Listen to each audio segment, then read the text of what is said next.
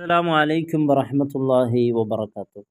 സംശയരോഗം എത്രത്തോളം ഗുരുതരമാണ് എന്നതിൻ്റെ ഉദാഹരണമാണ് ഇപ്പോൾ നടന്ന ഈ ഒരു സംഭവം. ഭാര്യയോട് സംശയമായിരുന്നു ഈ ഭർത്താവിന്.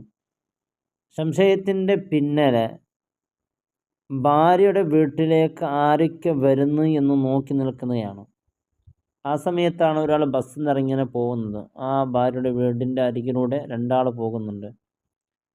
ഇതിൻ്റെ ഭാര്യയുടെ അടുക്കലാണ് പോകുന്നത് എന്ന് കരുതി പിന്നാലെ പോയി ആ മനുഷ്യനെ വെട്ടിക്കൊന്നു. അവൻ്റെ കൂടെയുള്ള സുഹൃത്ത് തടയാൻ വന്നപ്പോൾ അവനെയും വെട്ടി. പരിശുദ്ധ ഖുർആൻ പറയുന്നത്, യാ അയ്യുഹല്ലദീന ആമനു ജുത്തനിബു കസീറം മിനൽ-ളന്നി ഇന്ന ബഅദൽ-ളന്നി ഇസ്മു. ഈ ഊഹകളുണ്ടല്ലോ, ഈ സംശയ രോഗങ്ങൾ അത് ഒഴിവാക്കേണ്ടതാണ്. തീർച്ചയായും പല അപകടത്തിലേക്ക് ചെന്നെത്തിക്കുമെന്നതിൽ സംശയമില്ല. കാരണം ഒരു തെറ്റും ചെയ്യാത്ത ഒരു നിരപരാധിയാണ് ഈ ഭർത്താവ് കൊന്നുകളയുന്നത്. ഈ ഭർത്താക്കന്മാർക്ക് ഭാര്യയോടും ഭാര്യമാർക്ക് ഭർത്താക്കന്മാരോടും ഇങ്ങനെയുള്ള സംശയങ്ങൾ കൂടുതലായി വരാനുള്ള കാരണം സോഷ്യൽ മീഡിയയിൽ അത്തരത്തിലുള്ള വീഡിയോസുകൾ പലയിടത്തും കാണുന്നു.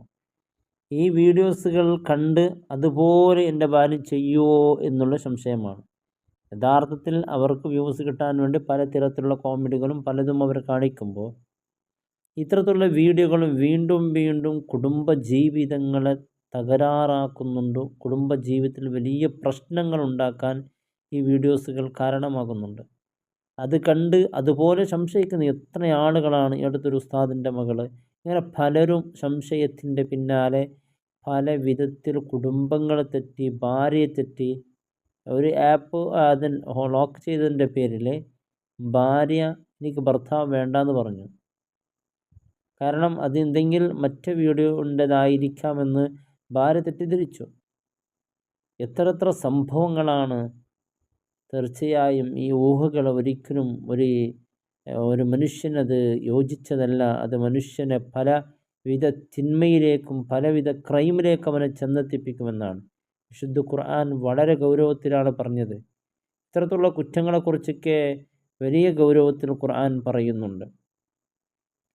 എല്ലാ തിന്മകൾക്കത് കാരണമാകുന്നു. പാവപ്പെട്ട ഒരാളുടെ ജീവൻ നഷ്ടപ്പെട്ടു പോയി. ആ കുടുംബത്തിൻ്റെ വേദന എത്രയായിരിക്കും. ചെറിയൊരു സംശയത്തിൻ്റെ പേരിൽ പിന്നാലെ പോയി വെട്ടുക, കഥകളൊന്നും അറിയാതെ. പലർക്കും സംശയരോഗത്തിൻ്റെ പേരിൽ എത്ര ജനങ്ങൾ പരസ്പരം മിണ്ടാതിരിക്കുന്നു.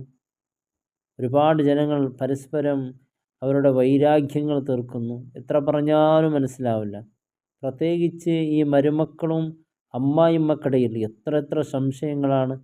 അവളങ്ങനെ പറഞ്ഞു തന്നിട്ടുണ്ടാവും, ഇവളിങ്ങനെ പറഞ്ഞു തന്നിട്ടുണ്ടാവും, അതുകൊണ്ടാണ് നീ അങ്ങനെ ചെയ്യുന്നത്, നീ ഇങ്ങനെ ചെയ്യുന്നത്.